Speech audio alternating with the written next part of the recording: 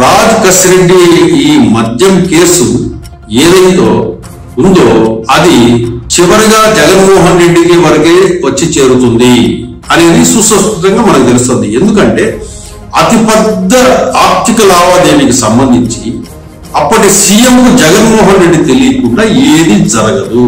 కాబట్టి ఈ రూట్ ఎక్కడి నుంచి ఎక్కడి తీసుకున్నా కూడా చివరికి జగన్మోహన్ రెడ్డి దగ్గరికి వచ్చి చేరుతుంది. కాబట్టి అది గాను ఇతని మీద గతంలో ఉన్న కేసులు కూడా ఆర్థిక పరమైన కేసులే, ఆర్థిక వ్యవహారాలకు సంబంధించిన కేసులే, పెట్టుబడులకు సంబంధించిన కేసులే, క్విట్ ప్రోకోలకు సంబంధించిన కేసులే ఉన్నాయి. కాబట్టి ఈ వ్యవహారాన్ని కూడా ప్రజలు ఈజీగా నమ్ముతున్నారు. మద్యానికి సంబంధించిన దీంట్లో ఇన్ని వేల కోట్ల రూపాయలు లిక్విడ్ క్యాష్ ద్వారా నగదును వీళ్ళు తారుమారు చేశారు. ఈ నగదు ఈ లావాదేవీలలో ఈ నగదుకు సంబంధించి కొన్ని వేల కోట్ల రూపాయలు కసిరెడ్డి ద్వారా వివిధ మార్గాల్లో లిక్విడ్ ను కలెక్ట్ చేసేసి ఎక్కడ దాచాలని అక్కడ దాచారనే వాదన అయితే వినిపిస్తుంది. ఏది ఏమైనా దీన్ని మాత్రము మద్యం స్కామ్ లో అసలు స్కామే జరగలేదు, అవినీతే జరగలేదు అనేసి కూడా ఏ వైసీపీ నాయకుడు కూడా ప్రకటించడం లేదు. అట్లాగే ఎవరైతే గతంలో ఏటుగా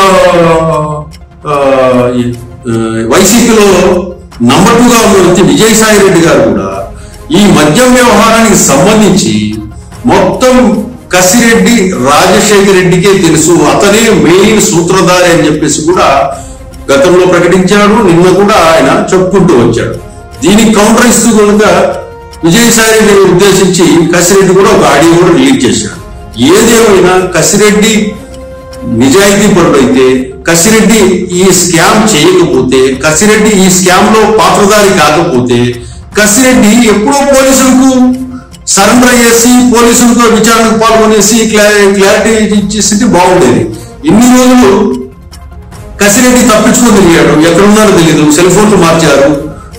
ఈ రోజు దుబాయ్ నుంచి వస్తూ ఉన్నాడన్న ఇన్ఫర్మేషన్ తో హైదరాబాద్ లో ఎయిర్పోర్ట్ లోనే సిట్ అధికారులు అదుపులో తీసుకున్నారు. ఏదేమైనా తప్పించుకునే కొద్దీ అనుమానాలు పెరుగుతాయి తప్పితే ఏదైతే సిట్ ఎదురుగా హాజరయ్యి క్లియర్ కట్ గా తప్పు చేశారంటే తప్పు చేశామని చెప్పుకో, తప్పు చేయలేదంటే కనుక తప్పు చేయలేదు అనేసి వాళ్ళు ఏదైతే ఎంక్వైరీలో తగిన సాక్ష్యాధారాలను మేము ముందు ఉంచి సిట్ అధికారులు ప్రశ్నిస్తారో అప్పుడు మీరు వాటికి క్లారిఫికేషన్ ఇస్తే కనుక ప్రజలకు కూడా ఏమవుతుందంటే ఏం జరగలేదన్నా తెలుస్తుంది.